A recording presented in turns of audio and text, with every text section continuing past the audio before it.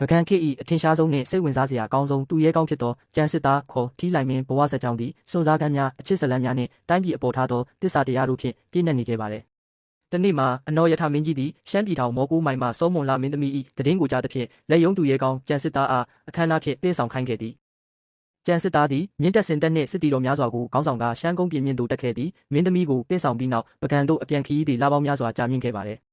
တောင်တက်တောင်ဆင်းခီးကျန်းဖြစ်သလိုလမ်းတွင်တောရိုင်းတိရစ္ဆာန်များနှင့်ဒေသခံတောင်ကျန်းသူများ၏အန္တရာယ်ကိုကျန်စစ်သားကသူ၏အရိပ်နှမလန့်တော်ဖြင့်ကာကွယ်ပေးခဲ့ရပါသည်။ညနေစီးစာအချိန်တောဆက်တစ်ခုတွင်စခန်းချနားနေစဉ်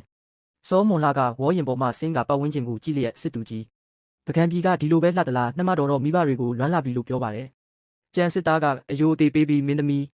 ပကံပြည်ဟာအေယာဝတီမြကြီးရှိလို့အေးချမ်းလာပါတယ်။အရှင်မင်းကြီးကလည်းမင်းသမီးကိုနှွေးထွေးစွာကြိုးဆိုမှာပါကျွန်တော်မျိုးကျန်စစ်သားအသက်ရှိနေတဲ့၍မင်းသမီးရဲ့သပင်တမြင်ကိုတော့အထိကိမခံစေရပါဘူးဟုပြန်ပြောပါတယ်။စောမွန်လာကကျန်စစ်သားကိုစိုက်ကြည့်ကစစ်သူကြီးရဲ့တစ္ဆာတရားကိုနှမတော်ယုံကြည်ပါတယ်ဒါပေမဲ့စစ်သူကြီးလိုရဲရင်တဲ့သူမျိုးနှမတော်တို့စီမှာရှိခဲ့ရင်တိတ်ကောင်းမှာပဲနော်လို့ပြောပါတယ်။ကျန်စစ်သားသည်ခေါင်းငုံကနှုတ်ဆက်နေတော့လဲသူ၏မျက်ဝန်းတွင်မင်းသမီးပေါ်ထားရှိသောတန်ရောစင်ရိပ်များထင်ဟပ်နေပါတယ်။ပကံပြည်သို့ရောက်ခါသည့်အချိန်တွင်မင်းသမီးမှာအဖျားတက်ခဲ့ပါတယ်ကျန်စစ်သားသည်မင်းသမီးကိုအနီးကပ်ပြုစုပေးခဲ့ရပါတယ်။ထို့သောပြုစုပေးခြင်းနှင့်မင်းသမီးကကျန်စစ်သားအပေါ်ယုံကြည်အားကိုးခြင်းကိုဘေးမှမြင်ရသောဂုံချောမတ်တို့ကကျန်စစ်သားဟာမင်းသမီးနဲ့တာယာနေပြီးအနော်ရထမင်းကြီးကိုတစ္ဆာဖောက်ဖို့ကြံနေပြီဟုပကံတို့ကြိုတင်သတင်းပို့လိုက်ကြပါတယ်။